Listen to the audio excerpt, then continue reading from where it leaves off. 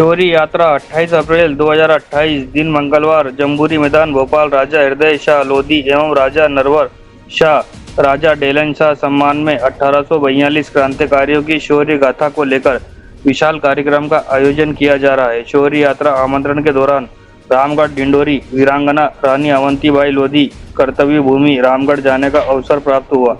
वहां पर शौर्य स्मारक पर, समाधि स्थल पर और महेंद्र सिंह ठाकुर लोधी समाज महासभा जिला अध्यक्ष से चर्चा हुई और चर्चा के दौरान सामने आया किस प्रकार से वहां पर जो अभी तक उनके परिवार के सम्मान में या स्मारक पर और उस क्षेत्र में अभी तक क्या क्या चर्चा हुई, इस विषय में हम जानकारी से अवगत कराएंगे। महेंद्र ठाकुर के माध्यम से आमंत्रण के दौरान अखिल राजगौंड महासभा भारतवर्ष राष्ट्रीय अध्यक्ष आदरणीय नीलकरण राज ठाकुर, तकनीकी प्रकोष्ठ प्रदेश अध्यक्ष नेक नारायण सिंह ठाकुर, अखिल राजगौंड महासभा प्रदेश महासचिव संदीप कुमार ठाकुर एवं दिलावर राज परिवार से नरवर शाह छठवीं पीढ़ी के वंशज राम कुमार सिंह ठाकुर मौजूद रहे और जिला अध्यक्ष महेंद्र सिंह ठाकुर से इस संबंध में चर्चा हुई। और शौर्य यात्रा 28 अप्रैल 2026 दिन मंगलवार भोपाल जम्बूरी मैदान में अधिक से अधिक साथियों के साथ उपस्थित होने का भी आग्रह किया गया। आज इंडिया न्यूज से संदीप कुमार की खास खबर। वीडियो बनाओ तो बताइए, बने हो।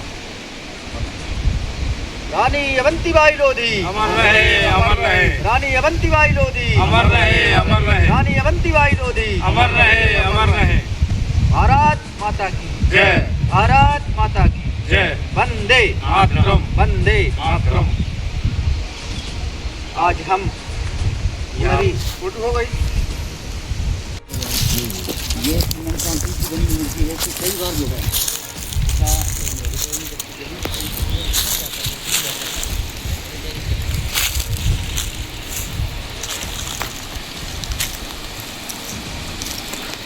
आज हम शौर्य यात्रा का प्रचार प्रसार करते हुए डिंडोरी और यहाँ पर रामगढ़ अवंतीबाई लोधी जी के कर्तव्य स्थल पर यहाँ पर आने का अवसर प्राप्त हुआ और आज हम लोधी महासभा जिला अध्यक्ष जी से इस विषय में और भी कुछ तथ्य और यहाँ की इतिहास के बारे में कुछ जानने का प्रयास करेंगे, जिससे कि क्रांतिकारियों के परिवार और जो इतिहास है उस पर प्रकाश डाला जाए।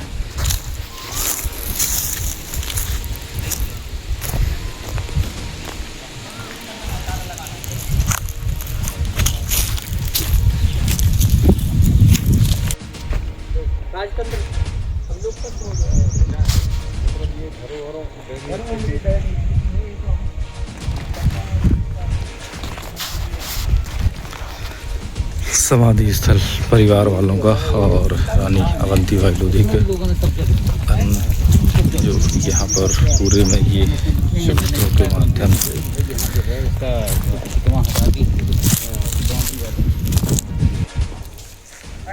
तो नहीं है।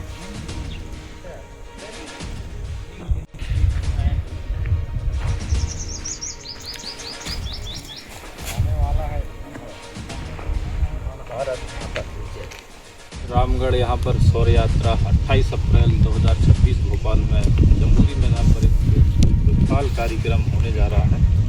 उसी संबंध में यहाँ पर आमंत्रण देने के लिए हमारे राष्ट्रीय अध्यक्ष आदरणीय नीलकरण जी राज ठाकुर, राजगढ़ महासभा पूर्व प्रदेश अध्यक्ष एवं राजा नरवर शाह राम कुमार जी ठाकुर और हमारे अध्यक्ष राजगढ़ महासभा नारायण जी ठाकुर हमारे बीच में साथ में आए।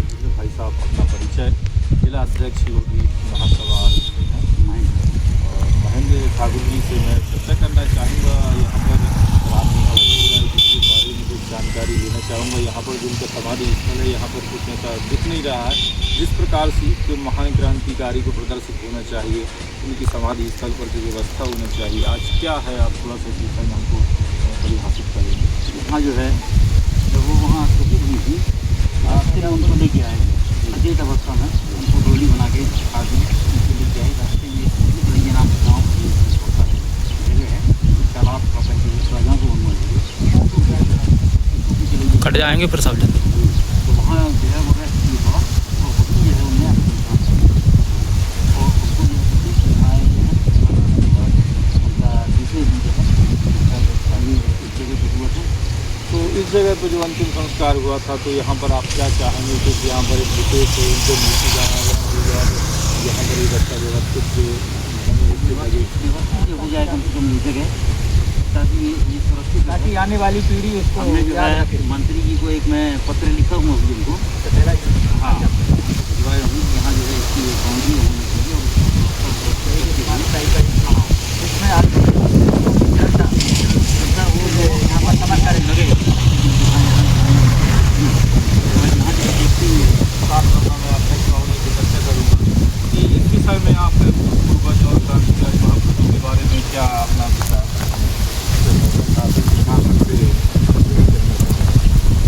जिन लोगों ने आज़ादी, भारत को आज़ादी दिलाई और क्रांति की नींव रखी, उन लोगों के घटना स्थल हो या जहाँ उनको दाह संस्कार किया गया हो, वहाँ समाधि स्थल का एक चिन्ह भी ना मिले, ये हमारे लिए बड़ा दुर्भाग्यपूर्ण है।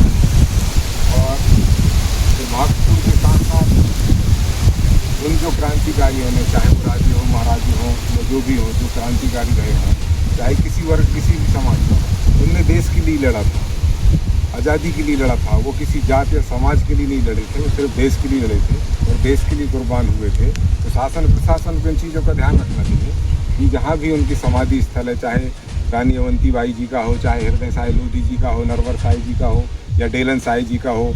जैसे एक घटना मैं बताता हूँ, जिस दिन रानी अवंती बाई जी का डेथ हुआ था, उसी दिन यहाँ मंडला में गोंडवाना जो रानी थी फूलकुंवर जी का, उनकी भी डेथ उसी दिन हुई थी। वैसे दो घटना उस टाइम में डिंडोरी मंडला एक जिला हुआ करता था, तो शायद उस टाइम में सिवनी जिला हुआ करता था। महारानी कुंवर जी को उसके बारे में आप उल्लेख करें, वो किस परिवार से थी, थोड़ा सा जानकारी दो। रानी अवंतीबाई नहीं, फूल कुमार जी ये शंकर साई जी की महारानी फूलकुंवर जो थी वो गोंडवाना की रानी थी। और ये जो रामगढ़ है उस टाइम का गोंडवाना भूभाग कहलाता था। गोंडवाना भूभाग का मतलब गोंडवाना राज्य का ये गढ़ रामगढ़ था, जहाँ रानी अवंतीबाई जी राज करती थी। और मंडला जो हृदय साय और रामनगर जो एरिया था गढ़ा था, वो राजा शंकर साय जी का था। और इसके बाद उनके शहीद होने के बाद महारानी फूलकुंवर ने संभाला था और उनने अंग्रेज़ों के खिलाफ एक सेना बनाई थी, महिलाओं की सेना। और वो उधर से मंडला की ओर वो नेतृत्व कर रही थी, इधर से महारानी अवंतीबाई नेतृत्व कर रही थी। और घटना एक ही दिन घटा था। और दुख का विषय ये है कि दोनों रानी का समाधि स्थल का पता नहीं। तो इस विषय में हम चर्चा करेंगे। और कहीं ना कहीं इसमें लिंग भेद हो रहा है, लिंग भेद ही कहा जाएगा, क्योंकि वो ओबीसी वर्ग थी और वो एसटी वर्ग थी, वर्ग भेद है। चलिए, इसके विषय में भी हम संबंधित चर्चा करेंगे। हमारे नरवर साहब वंशज आदरणीय राम कुमार जी से चर्चा करेंगे कि आप इस विषय में अपने वंशज के बारे में और जिस प्रकार से हम आज यहाँ स्थल का निरीक्षण कर रहे हैं और देखने में आ रहा है कि वो जो एक मान्यता मिलनी चाहिए क्रांतिकारी परिवारों को, वो आज दिख नहीं रही, उसके बारे में आप क्या कहना चाहेंगे?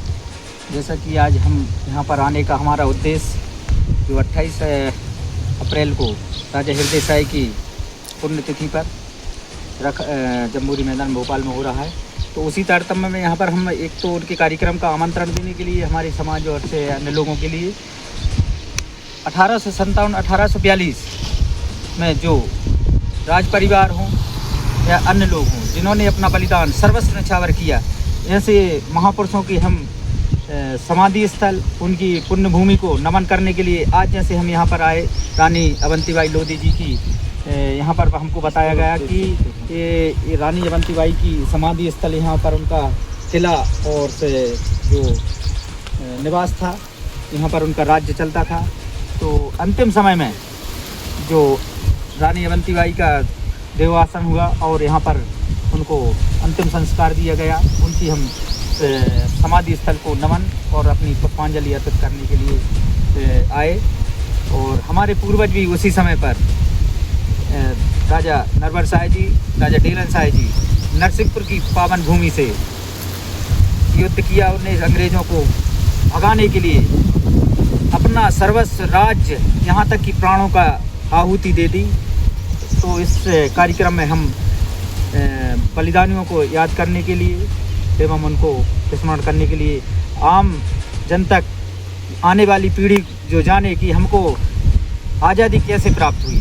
हमारे पूर्वजों ने अपना सर्वस्व निछावर कर बलिदान दिया, तो हम इनको यूँ ना भूल जाएं। हमारी आने वाली पीढ़ी याद करे कि आज हम अपनी खुली आब हवा ले रहे हैं, स्वतंत्र हवा में जी रहे हैं। तो इसके पीछे लाखों गुमनाम शहीदों की बलिदान की कहानी है। उनको हम सादर श्रद्धा सुमन अर्पित करते हैं। बहुत बहुत धन्यवाद।